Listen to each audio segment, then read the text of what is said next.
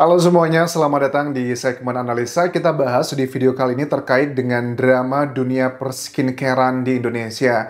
Ada perseteruan antara Nikita Mirzani dengan Mira Hayati yang mereka ini sebenarnya sama-sama adalah pemilik dari produk skincare ya teman-teman. Apa yang terjadi di sini? Jadi Nikita Mirzani ini ada tuduhan ke Mira Hayati, katanya produk yang dia jual itu mengandung bahan-bahan berbahaya seperti merkuri ataupun juga hydroquinone. Apakah ini benar atau tidak? Dua bahan tersebut itu sangat berbahaya teman-teman. Itu bisa ngebuat kalau dipakai berkepanjangan itu tidak bagus. Kulitnya akan jadi flek hitam, bahkan bisa mempengaruhi kesehatan ginjal, darah, dan sebagainya. Coba kita simak dulu pada saat Nikita Mirzani menyampaikan tuduhan ke Mira Hayati ini. Ini apakah benar ataukah tidak? Kalau benar, kok bisa beredar gitu ya? Karena kan juga sudah BPOM, produk-produk yang ada dibicarakan ini kan ya? Napi gak pernah nipu kayak lo. Gue gak pernah jual skincare bermerkuri, berhidrokinon. Gue gak nipu. Gue jadi napi, gue ribut sama orang. Ya. Gue ribut sama orang, bukan kayak lo penipu. Apa? Ayo kita lihat siapa duluan yang masuk penjara, lo atau gue, Mira Hayati. Ya, lo tukang tipu. Sebut dong, jangan lu di story nyindir-nyindir mantan napi. Kenapa gue kalau mantan napi emang? Gue mantan napi juga gak pernah nipu. Lu cek di Google, Nikita Mirzani tidak pernah menipu siapapun. Oke. Jangan dulu gibah lagi di muka, usah ngatur.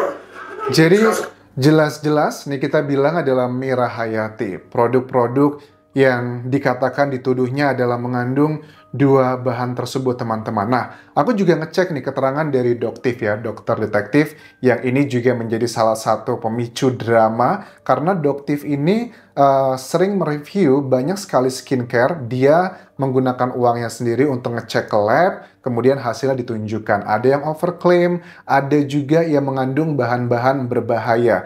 Nah, menurut dokter detektif, hydroquinone itu boleh dipakai, tapi dengan pengawasan dokter.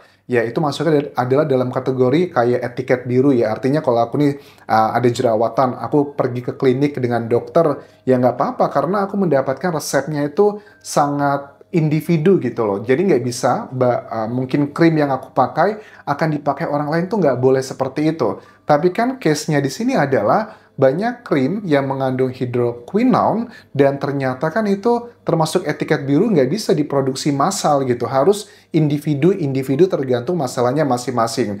Nah, kemudian hydroquinone itu efeknya bisa membuat kehitaman dan flek permanen. Walaupun ada banyak yang sudah masuk BPOM. Nah, Mira Hayati bagaimana responnya dengan adanya statement ini? Dan jujur pada saat aku lihat Mira Hayati beberapa kali dia melakukan live, memberikan kayak pencerahan kepada followersnya tentang isu ini, dikatakan bahwa dia bilang itu bisa aja seandainya Doktif yang mengecek produknya Mira Hayati karena dugaannya ke arah sana, dia pakai cosplay, dia juga ada produk brandingnya, kemasannya juga mirip ke sana, dugaannya ke sana. Dikatakan bahwa bisa aja itu produk palsu atau bisa aja dimanipulasi. Dia beli produknya dari Mira Hayati kemudian dimasukkan kayak zat-zat tertentu. Apakah itu mungkin? Nah, makanya Doktif tuh sekarang mengatakan bahwa dia itu biasanya menguji lab tuh di SIG di Bogor yang sudah terverifikasi Badan POM. Dulu bisa bebas nih kita ngecek macam-macam produknya, tapi sekarang ada agak susah. Mungkin mereka terkena tekanan. Susahnya itu misalnya gini, kalau mereka mau nguji lab dari berbagai brand, katanya kemasannya harus diganti terlebih dulu, dan A, B, C, dan D. Nah, laboratorium ini dulu aku juga sering ngecek teman-teman. Karena dulu aku pernah kerja di Trans 7, kan zaman dulu sering ada kayak pengecekan bakso, boraks, dan sebagainya. Aku juga bawa ke Bogor, biasanya itu butuh waktu sekitar paling cepat ya, karena dulu kerja sama, kita berangkat pagi, sorenya atau besoknya udah bisa keluar hasilnya. Apakah ada temuan boraks atau tidak, itu adalah lab yang sama dipakai oleh dokter detektif dengan aku dulu pada saat bekerja di TV di Jakarta. Nah, kemudian ada statement ya, yang juga unik sebenarnya dari Mira Hayati, salah satu dia mempromosikan produknya. Ada yang netizen tanya, Hajah Mira Hayati, kenapa kok tangannya yang di tangan ini ya, jari-jarinya itu agak hitam katanya. Oh, Mira Hayati bilang bahwa itu karena saya lupa pakai lotion yang dia punya dan itu tidak mengcover semuanya, makanya ada yang hitam. Dia bilang, lihat tuh, karena sebegitu hebatnya makanya bisa sampai seperti ini, yang terlewati malah hitam. Ternyata ini dibantah oleh sejumlah dokter yang mengatakan bahwa itu adalah indikasi produk yang dipakai itu mengandung bahan-bahan yang berbahaya, misalnya adalah merkuri, karena efeknya dugaannya indikasinya seperti itu. Kita coba lihat nih teman-teman, ada salah satu pejuang kulit sehat, dia kayaknya sudah jadi influencer ya, dia kan juga mengalami hal yang terkena ochronosis, yaitu adalah flek hitam yang luar biasa. Itu dia mengakui juga karena memakai produk yang mengandung merkuri gitu. Awalnya bisa cepat putih, tapi dipakai kelamaan efeknya seperti ini. Coba kita dengarkan testimoni dari orang atau konsumen yang pernah menggunakan skincare yang mengandung bahan-bahan berbahaya ini, teman-teman. Iya, kawan aku juga efek merkurinya parah banget, dari ujung kaki, muka, dan seluruh badan hancur. Kalau aku sebenarnya bukan muka aja. Jadi kalian harus tahu guys, efek dari merkuri juga.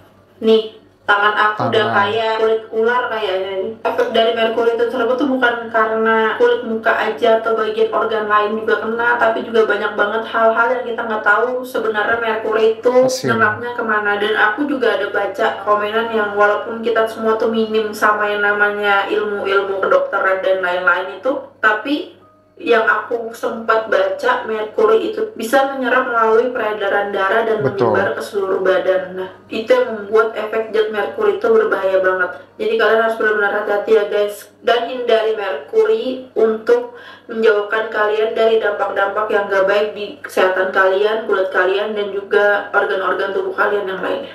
Oke, ini menurut aku penting buat disebarkan karena bisnis skincare di Indonesia itu nilainya triliunan rupiah loh dalam setahun. Karena banyak perempuan Indonesia ataupun juga laki-laki yang sekarang pakai skincare dan mereka pengen mendapatkan kulit yang putih. Kita nggak harus kulit putih loh teman-teman. Kita kulitnya coklat ya nggak masalah karena kita orang Asia gitu. Kalau kita mau kayak Michael Jackson yang dari kulit hitam menjadi putih, itu kan butuh effort yang luar biasa. Kita juga harus realistis ya. Karena kan kalau kita dibandingin sama artis-artis ataupun juga selebgram yang mereka kehidupannya itu tidak pernah kayak dalam tanda kutip di bawah matahari. Kalau masyarakat Indonesia kan mohon maaf kayak pedagang, petani, atau yang sering di bawah terik matahari tapi kita kulitnya pengen semulus dan seputih kayak artis Korea, mereka aja tidak pernah panas-panasan. Jadi itu beda, mereka itu bisa semulus itu bukan cuma karena skincare, tapi ada ratusan juta perawatan di klinik, ada maintenance-nya, mereka tidak boleh kena matahari dan sebagainya. Jadi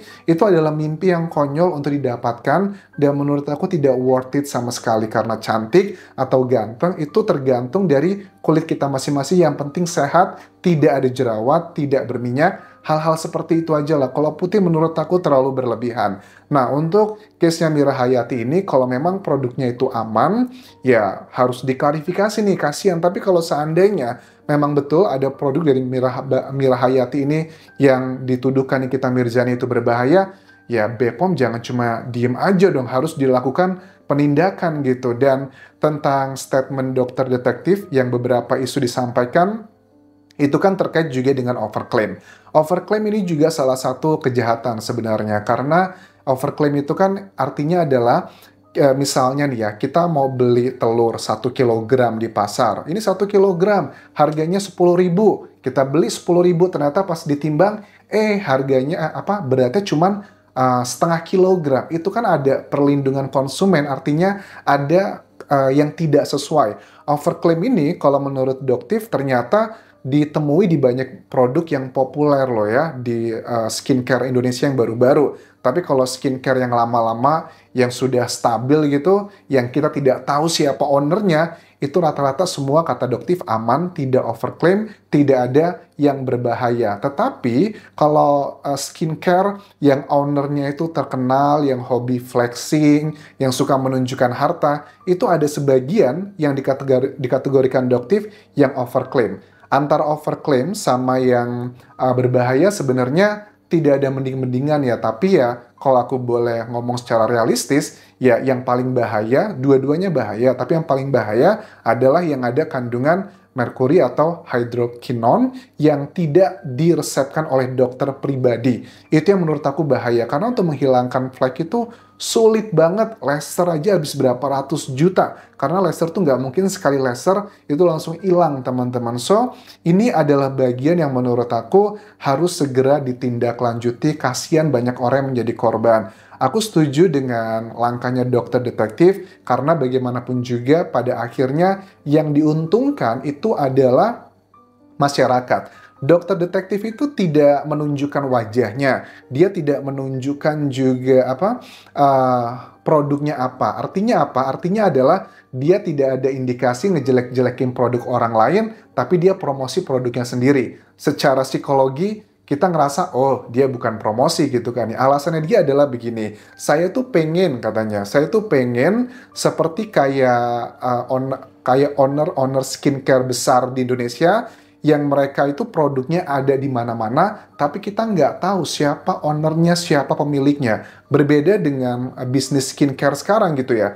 Produknya kita nggak tahu nih, masih jarang ditemui. Tapi kok ownernya flexing, terkenal kemana-mana, itu yang ngebuat saya pengen melakukan kerjanya dokter detektif, karena pengen menyehatkan lagi bisnis perskincarean di Indonesia. Itu sih katanya dokter detektif pada saat wawancara dengan Denny Sumargo.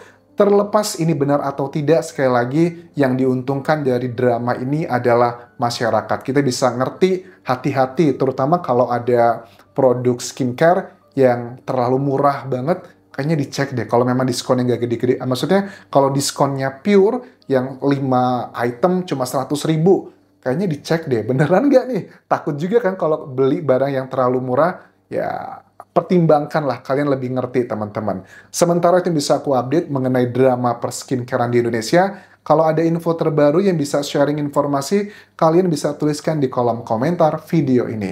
Sampai jumpa lagi. Tinggalkan like dan juga komen, subscribe channel YouTube ini, follow Instagram, Facebook pageku, dan juga akun TikTok Dian Jasa Sumara.